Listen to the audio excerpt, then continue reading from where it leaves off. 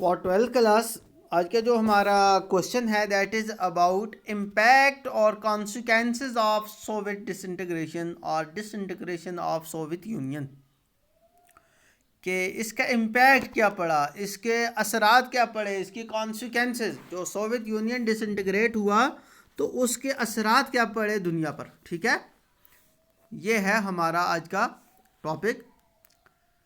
इसके बहुत गहरे असरात पड़े डिसइंटीग्रेशन ऑफ सोवियत यूनियन। हम उसको पहले इनलिस्ट करेंगे, फिर हम उनको थोड़ा सा क्या करेंगे, ब्रीफली एक्सप्लेन करेंगे। Number one, end of cold war. क्या हुआ? डिसइंटीग्रेशन ऑफ सोवियत यूनियन की वजह से एंड ऑफ कोल्ड वार, और इसी तरह end of bipolarity, emergence of unipolarity, supremacy of capitalism, shock therapy in international policies या politics, promotion of new states, increasing role of UNO and the other institutions like World Bank and IMF. ठीक है, we know that USSR came into existence in 1922 by union of different units. This union survived up to 1991 and disintegrated due to its loopholes.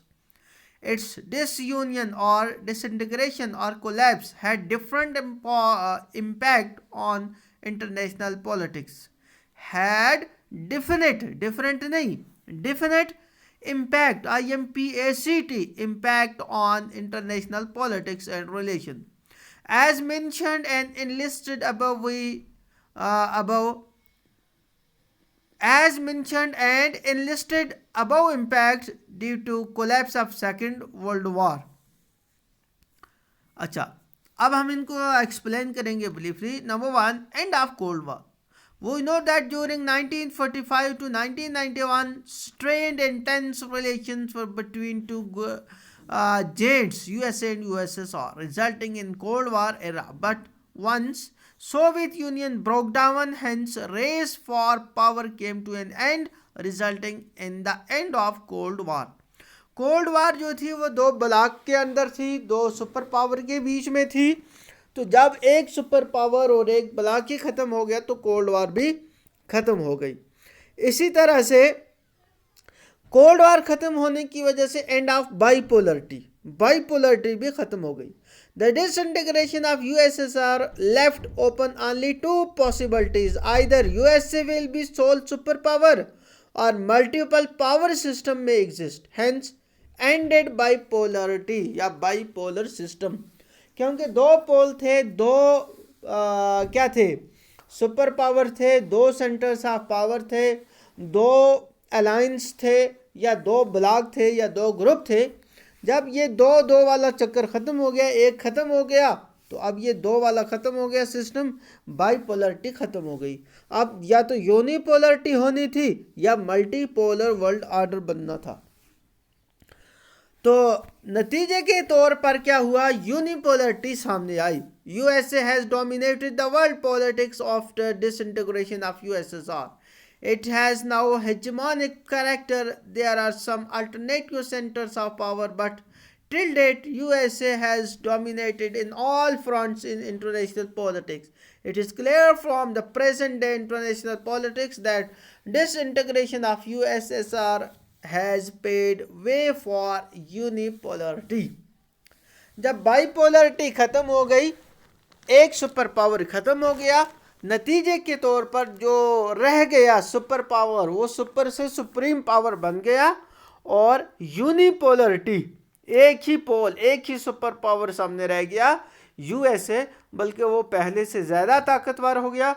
उसके लिए चीज़ें ज़्यादा आसान हो गई क्योंकि उसके लिए अब कोई मुकाबला करने वाला नहीं था। तो एक यूनिपोलर वर्ल्ड ऑर्डर बन गया। Supremacy of capitalism. Once there was competition between two ideologies, capitalism and socialism. With passage of time, capitalism, as is clear from modern world politics, has gained field.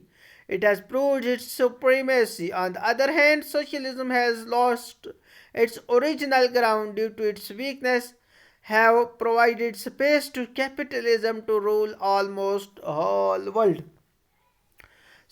अच्छा, जब socialist system वाले ही ख़त्म हो गए, जब उनका ब्लॉक ही ख़त्म हो गया, तो ये चीज़ सामने आ गई कि भाई सोशलिज्म जो है वो हार गया और कैपिटलिज्म जीत गया।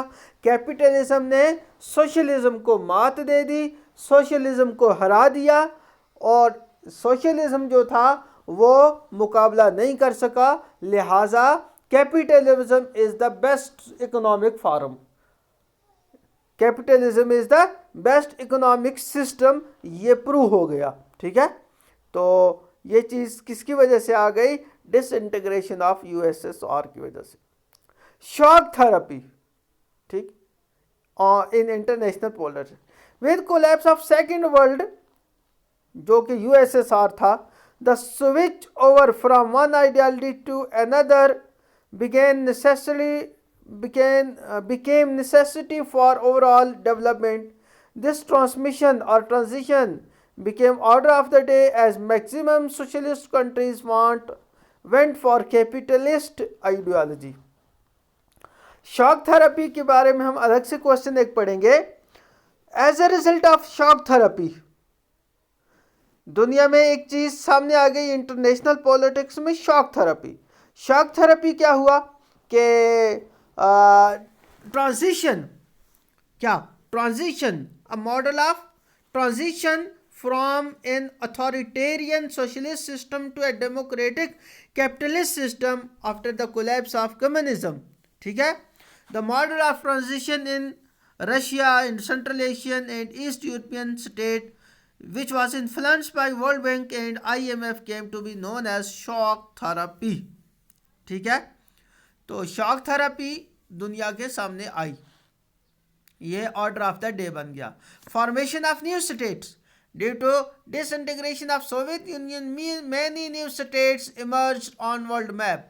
Number of new independent states were formed, was part of Soviet Union.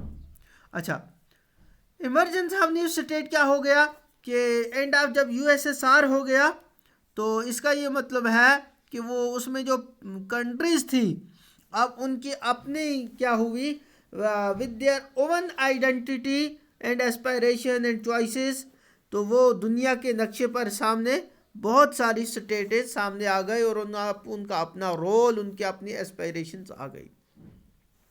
Increasing role of UNO due to collapse of USSR single superpower या supreme power, USA emerged as supreme power to put this power under check and control. Role of UN has increased.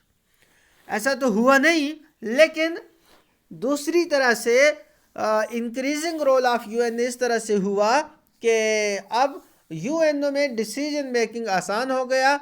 ऐसा नहीं हुआ कि जो भी जो decision लिया जाता था जो कि कैपिटलिस्ट या यूएसए के फेवर में होता था, तो पहले उसको यूएसएसआर उसको ब्लॉक कर देता था, और जो यूएसएसआर वाले जो ऐसा कोई डिसीजन बनवाते थे, लेते थे, तो यूएसए उसको क्या कर देता था, ब्लॉक कर देता था।